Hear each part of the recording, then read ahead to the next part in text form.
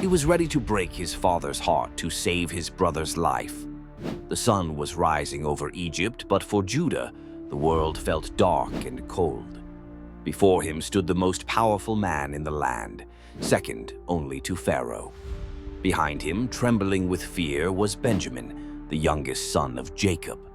And within Judah's chest, a storm was raging. How did they end up here? It all began years before, when jealousy drove Joseph's brothers to sell him into slavery. They lied to their father, Jacob, saying Joseph was dead. But now, unknowingly, they were standing before the very brother they betrayed, Joseph, now the governor of Egypt. Only he knew their true identities, and he had devised a final test. Joseph had commanded his servants to hide his silver cup in Benjamin's sack. Then he accused Benjamin of theft and declared that the boy must remain as his slave.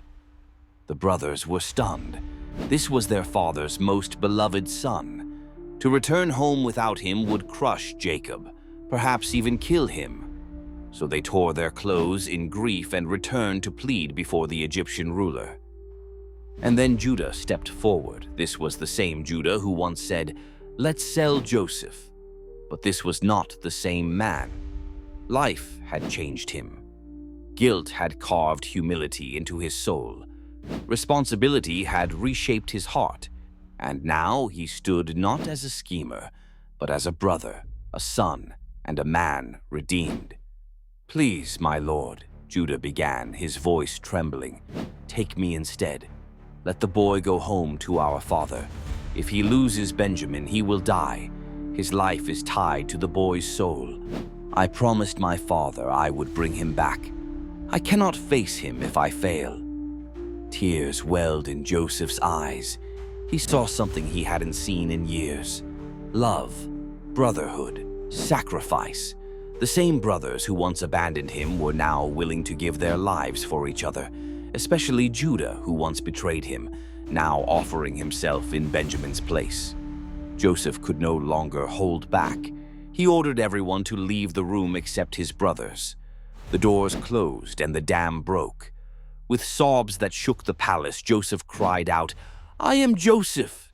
Is my father still alive?" The brothers froze in shock. The man they feared was the brother they lost. But Joseph didn't speak words of revenge. He spoke peace. "Don't be afraid," he said. "God sent me ahead to save lives. You meant it for harm, but God turned it for good."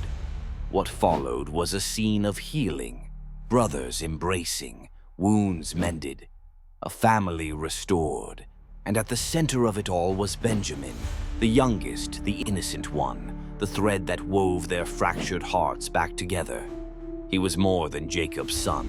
He was the heart of Israel, a living symbol of what was most precious. In rescuing Benjamin, Judah rescued more than a brother. He rescued their father's hope, their future, their unity. The climax of this story isn't just Joseph's revelation. It's Judah's transformation.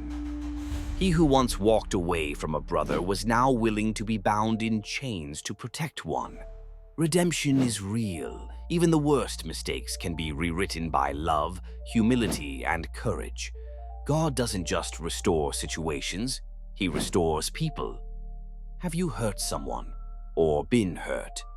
Let Judah's story inspire you. Step forward, speak truth, choose sacrifice, heal what's broken.